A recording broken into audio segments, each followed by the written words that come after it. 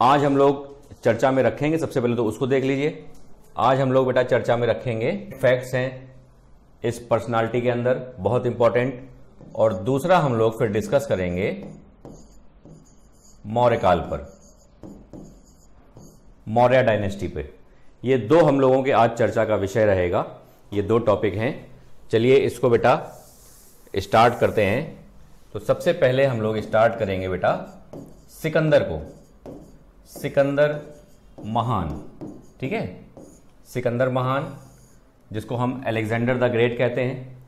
तो सिकंदर महान जो है, ये बेसिक इंफॉर्मेशन बेटा सिकंदर की, वो इंफॉर्मेशन ये है कि सिकंदर बेटा था कहां का, ठीक है। तो कहां का था, तो अगर आपसे पूछा जाए कहां का है या जन्म कहां हुआ, तो बेटा जन्म हुआ है मकदूनिया, मकदूनिया, ठीक है, जिसको हम मैसिडोनिया का नाम है फिलिप सेकंड, ठीक है। फिलिप सेकंड है ये बेटा।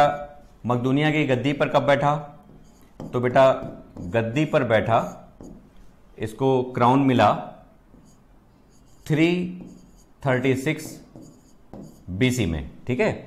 और अगर हम कहें कि बेटा इसका जन्म कब का है सिकंदर का, तो याद रखिएगा 356 बीसी में सिकंदर का जन्म हुआ था। ये बेटा कुछ बेसिक इंफॉर्मेशन है, थोड़ा सा इसको देख के चलिएगा।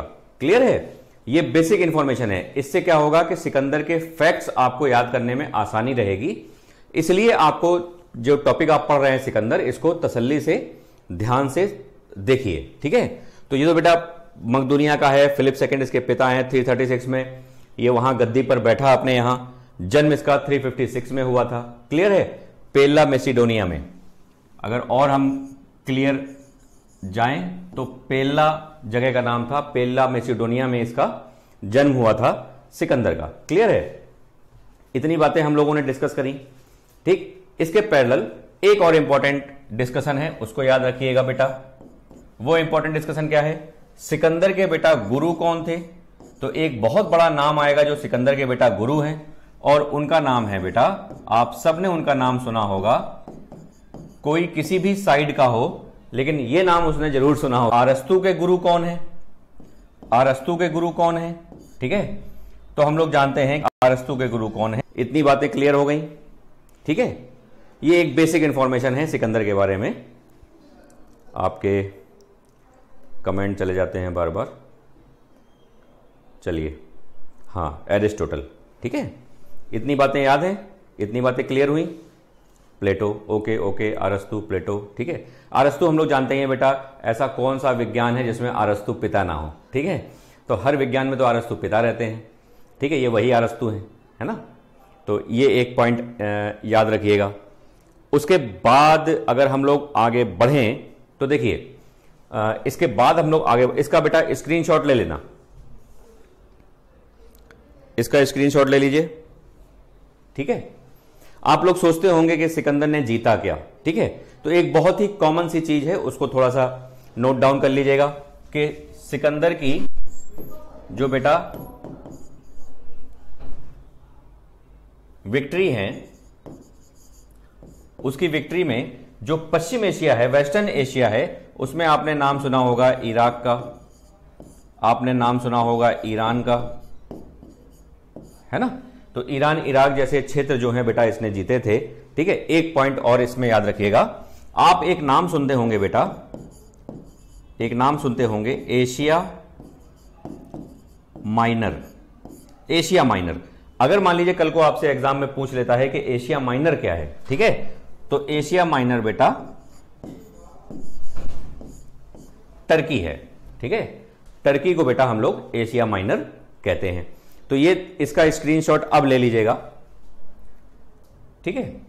चलिए आगे बढ़ते हैं, मैं आगे बढ़ रहा हूं, ठीक है। इतनी बातें क्लियर हो गई।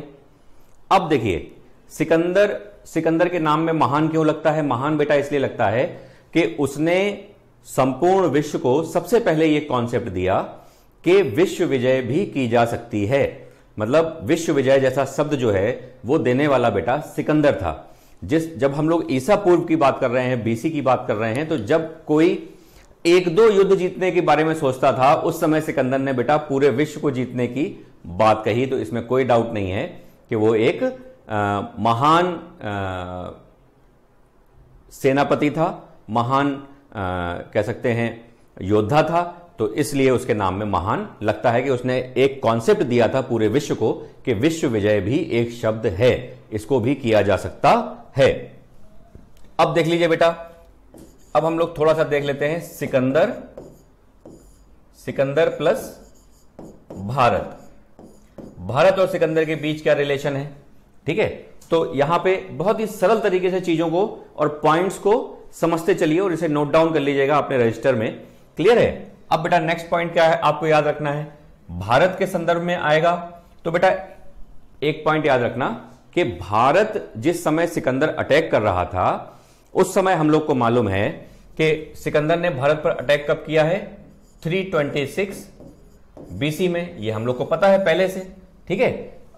अटैक ऑन इंडिया, उत्तर पश्चिम में, नॉर्थ वेस्ट में, ठीक है। और एक और इसमें पॉइंट याद रखिएगा, सिकंदर बेटा भारत आया है किस रूट से, तो वो रूट है बेटा खैबर दर्रा बोलते हैं बेटा पास को, ठीक है।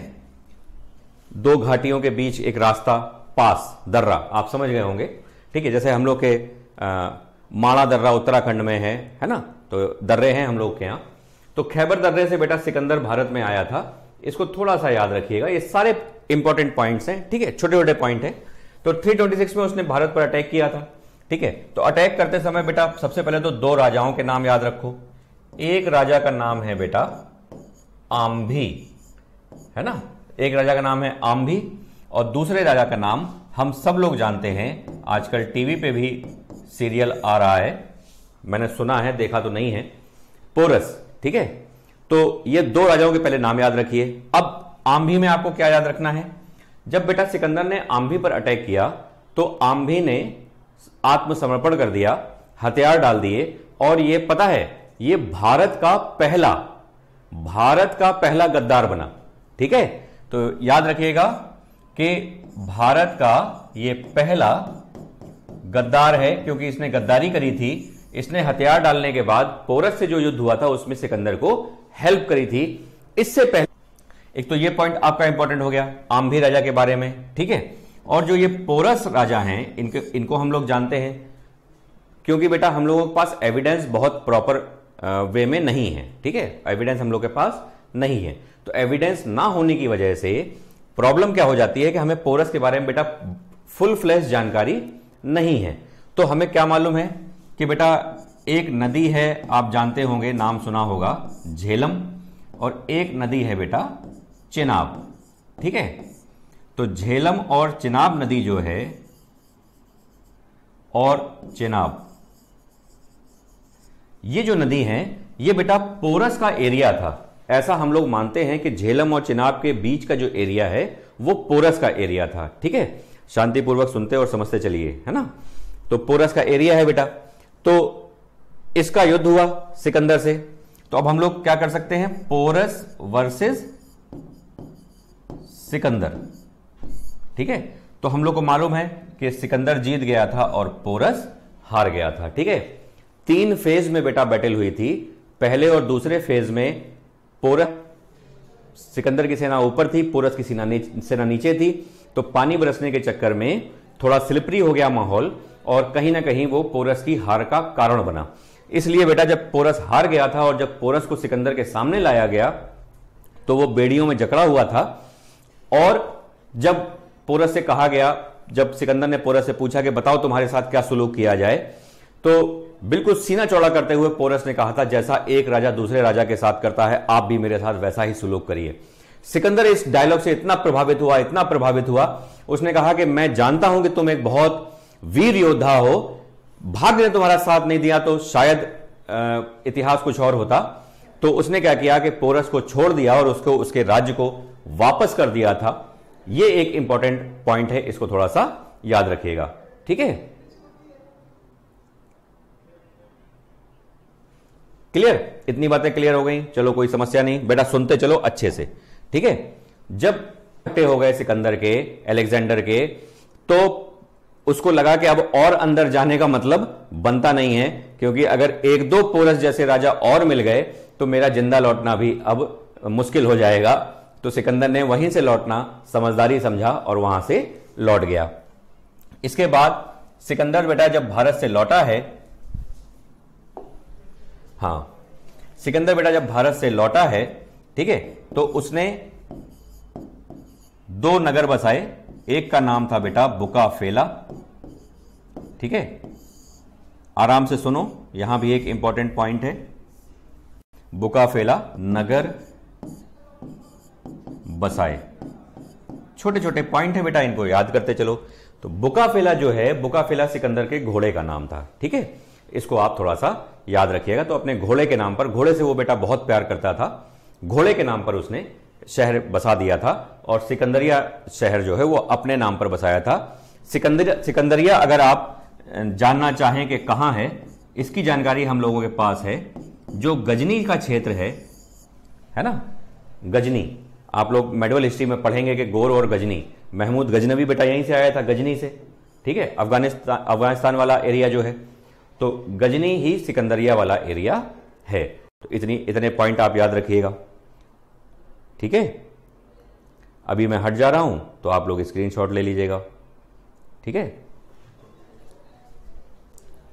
स्क्रीनशॉट ले लीजिएगा, ठीक। आगे बढ़ें,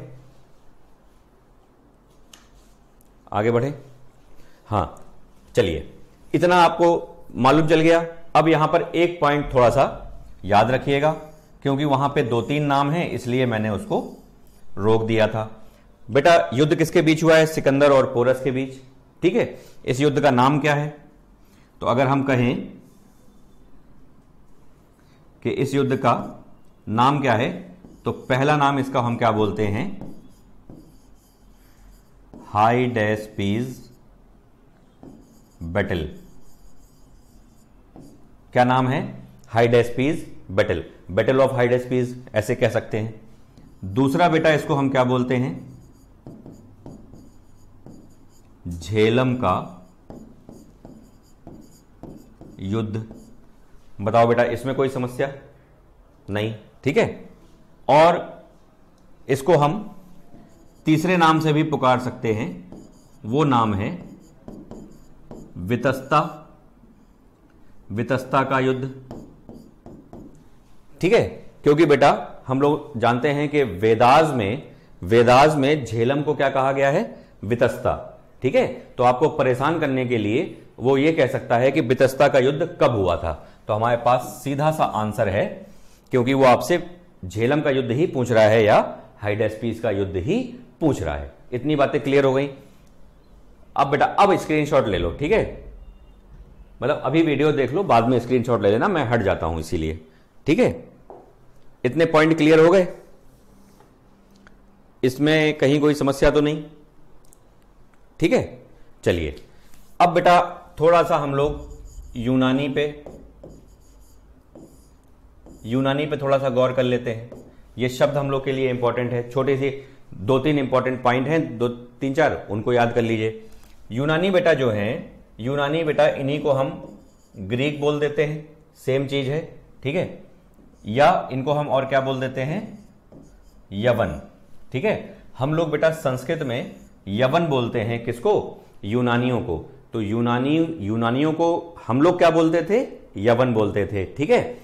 जैसे यूनानी भारत में प्रवेश करता था, हम लोग ये नहीं कहते थे यूनानी आया, हम लोग कहते थे यवन आए, ठीक है। ये पॉइंट याद रखिएगा, ठीक है। तो एक पॉइंट तो ये हो गया। बेटा हम लोग जानते हैं कि बहुत ही विद्वान लोग यूनान में पैदा हुए हैं, ठीक है। हम लोग कह सकते हैं बेटा कि बौद्धिक रूप से अगर किसी ने विश्व को शिक्षा दी है सबसे पहले, तो नो डाउट उसमें यूनानियों का नाम सबसे ऊपर है, ठीक है। हम लोग देख ही रहे हैं, अरस्तु जैसा नाम आपने अभी अभी पढ़ा है ना, तो ऑब्वियस सी बात है। तो यूनानी बेटा किन चीजों में माहिर थे, उसका आप छोटा सा एग्जाम्पल देख लीजिए बेटा। 2-3, पहला, यूनानी बेटा पहले थे जिन्होंने हम लोगों को क्या दिया? ग्रहों के नाम, मोस्ट इंपॉर्टेंट है, ग्रहों के नाम। यूनानी बेटा पहले थे जिन्होंने हमें क्या दिया? कैलेंडर। यूनानी बेटा पहले थे जिन्होंने हमें क्या दिया, ज्योतिष। ठीक है, यूनानी बेटा पहले थे जिन्होंने हमें क्या दिया, सप्ताह के 7 दिन। बताओ इसमें कहीं कोई समस्या? कितनी इंपॉर्टेंट चीजें हैं, इनको थोड़ा सा याद रखिएगा। मोस्ट इंपॉर्टेंट पॉइंट्स हैं बिल्कुल, है ना। ग्रहों के नाम, है ना, कैलेंडर, ज्योतिष, सप्ताह के 7 दिन। देखिए कितनी इंपॉर्टेंट चीज वो मैनेज कर रहे हैं हम लोगों के लिए, है ना। तो एक पॉइंट ये बेटा याद रखिएगा। क्लियर है यूनानियों के बारे में। इसी के पैरेलल बेटा, जब यूनानी भारत में आए थे, उन्होंने पोस्ट मौर्य टाइम पीरियड में अटैक किए थे, तो सिकंदर के समय तो बहुत ज्यादा प्रभाव नहीं पड़ा था, ठीक है। लेकिन पोस्ट मौर्य टाइम पीरियड में हम लोग पढ़ेंगे, यूनानी बाकायदा आएंगे, अटैक करेंगे। तो यवन जो है, यवन जब इंडिया में अटैक करते हैं बेटा, तो इन्हीं के लिए हमारे संस्कृत ग्रंथों में क्या नाम आया है, मिलेच्छ।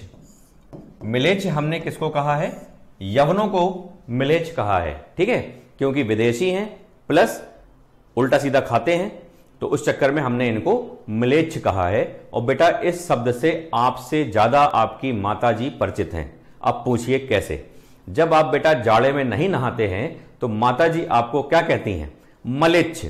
तो मिलेच्छ का सुधरा हुआ नाम जो माताजी आपकी लेती हैं, वो लेती हैं मलेच्छ, ठीक है। तो जो हफ्ता भर नहीं नहाता है जाड़े में, 10 दिन नहीं नहाता है, तो उसको उसकी माताजी जरूर डांटती हैं और इस शब्द का प्रयोग करती होंगी कि मलिच्छ कहीं का, है ना।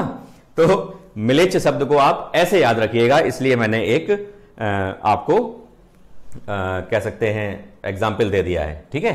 तो मिलेच्छ है बेटा, है ना। तो इनको मिलेच्छ बेटा किसने कहा है, तो इनको बेटा मिलेच्छ जो है वो गार्गी संहिता में कहा गया है, ठीक है। ये क्वेश्चन बेटा आपसे पूछे गए हैं, गार्गी संहिता में इनको मिलेच्छ कहा गया है। और दूसरा इनको मिलेच्छ किसने कहा है, वराह मिहिर ने, वराह मिहिर, ठीक है। इन दोनों में बेटा जो गर्गाचार्य की गर्ग संहिता है और जो वराह मिहिर हैं, ये बेटा गुप्तकालीन है। वराह मिहिर कब के हैं, ये गुप्त काल के हैं। बहुत बड़ा नाम है बेटा वराह मिहिर, है ना। चंद्रगुप्त द्वितीय विक्रमादित्य के दरबार की शोभा बढ़ाते थे वराह मिहिर। बहुत बड़ा नाम है क्योंकि ये बहुत बड़े भूगोलवेत्ता थे, बहुत बड़े मतलब ब्रह्मांड के बहुत बड़े जानकार थे वराह मिहिर। जो मैं कहता हूं थोड़ा सा उसको ध्यान दिया करिए, है ना। तो वराह मिहिर हैं गुप्तकालीन, मिलेच्छ गार्गी संहिता, है ना। ये जो 32 तुम लोग निकाल रहे हो, याद हो रहा है कि नहीं है? याद भी करते चलो, नहीं समझ लेना पिटाई बहुत होएगी, है ना। तो ये जो कल मैं क्वेश्चन पूछूंगा, ठीक है। कल पढ़ाने के बाद लास्ट में 10-12 क्वेश्चन 15 क्वेश्चन पूछूंगा मैं आप लोगों से, जो लेटेस्ट पढ़ाया गया है। अभी मैं वीडियो के लास्ट में बताऊंगा, ठीक है। ये पॉइंट इंपॉर्टेंट हो गया। चलिए इसका भी स्क्रीनशॉट बेटा ले लेना, ठीक है। ये पॉइंट याद रखना, आपके लिए इंपॉर्टेंट है। क्लियर है? चलिए बेटा, एक फेज तो यहां एंड हुआ, एक फेज एंड हो गया है, ठीक है। चलिए दूसरे फेज को हम लोग थोड़ा जितना भी मैक्सिमम हो सकेगा हम लोग स्टार्ट कर लेते हैं तसल्ली से, ठीक है। दूसरा फेज स्टार्ट करें, थम्स अप कर दीजिए।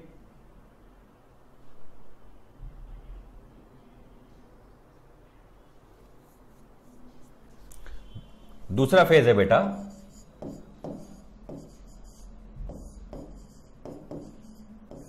मौर्यकाल। मौर्य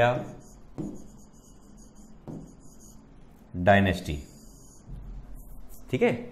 मौर्य डायनेस्टी, मौर्य डायनेस्टी को बेटा बिल्कुल बिल्कुल बेसिक स्ट्रक्चर लेके चलो।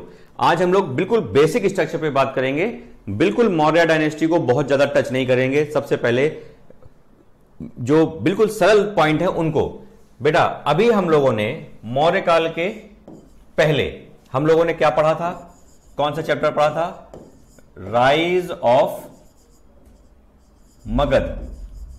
ये चैप्टर पढ़ा था राइज ऑफ मगध। तो राइज ऑफ मगध के साथ साथ हम लोगों ने अलेक्जेंडर को पढ़ लिया, अलेक्जेंडर द ग्रेट। तो हम लोग को पता है कि अलेक्जेंडर में बेटा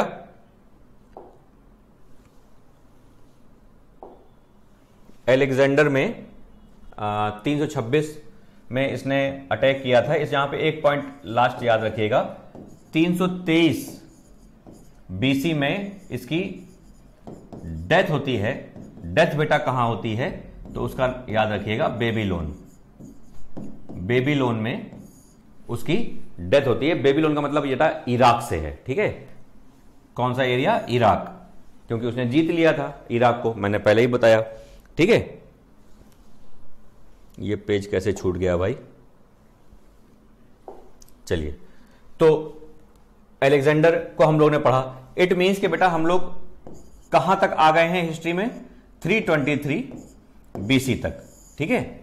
तो 323 बीसी तक हम लोग आ गए हैं। तो मौर्य टाइम पीरियड कहां से कहां तक है? अब देखिए बेटा, इसी से हम आगे बढ़ रहे हैं। तो मौर्य डायनेस्टी अप्रोक्स स्टार्ट होती है 321 बीसी से, और ये टोटल टाइम पीरियड बेटा मौर्य डायनेस्टी का है 185 बीसी।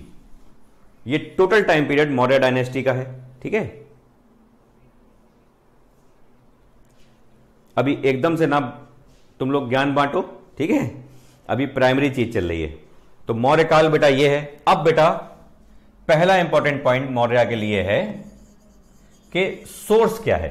कैसे हमें मालूम कि मौर्य डायनेस्टी है? सोर्स से बेटा आपके में क्वेश्चन आ जाते हैं। आप खुद कहेंगे हाँ पूछे गए हैं क्वेश्चन। तो दो इंपॉर्टेंट सोर्स हैं बेटा। एक तो आपने सुना होगा अर्थशास्त्र, बताइए सुना है कि नहीं? बिल्कुल सुना होगा। और एक आपने सोर्स सुना होगा इंडिका, बिल्कुल सुना होगा। अर्थशास्त्र बेटा किसकी है? हम लोग जानते हैं कौटिल्य की है, ठीक। और इंडिका हम लोग जानते हैं बेटा किसकी है? मेगास्थनीज की है। मेगास्थनीज की इंडिका है। ये दोनों क्वेश्चन आपसे एग्जाम में पूछे जाते हैं, क्लियर है? तो अर्थशास्त्र कौटिल्य की, इंडिका मेगास्थनीज की, इन दोनों से बेटा हमें मौर्य टाइम पीरियड के बारे में जानकारी मिलती है, जिसमें कौटिल्य का अर्थशास्त्र बेटा सबसे इंपॉर्टेंट है, क्लियर है? तो एक पॉइंट ये याद रखिएगा। दूसरा पॉइंट आपको क्या याद रखना है? दूसरा ये याद रखना है कि ये जो कौटिल्य महाशय हैं, इन्हीं ने चंद्रगुप्त मौर्य को गद्दी दिलाई थी। और कौटिल्य का जो अर्थशास्त्र है, इसमें बेटा किसको बेसिकली डिस्कस किया गया है? तो इसमें आप कौटिल्य के अर्थशास्त्र में यहां पे थोड़ा सा याद रखिएगा। कौटिल्य के अर्थशास्त्र में एक बहुत इंपॉर्टेंट शब्द है जिसका नाम है बेटा सप्तांग विचारधारा। ये बेटा कई बार एग्जाम में पूछा गया है कि सप्तांग विचारधारा किस बुक में है। तो बेटा कौटिल्य के अर्थशास्त्र में सप्तांग विचारधारा की चर्चा की गई है। तो सप्तांग विचारधारा बेटा किससे रिलेटेड है? तो इसमें 7 पार्ट हैं। सप्तांग विचारधारा में 7 अंग हैं। तो वो अंग कौन कौन से हैं? तो वो अंग हैं बेटा राजा,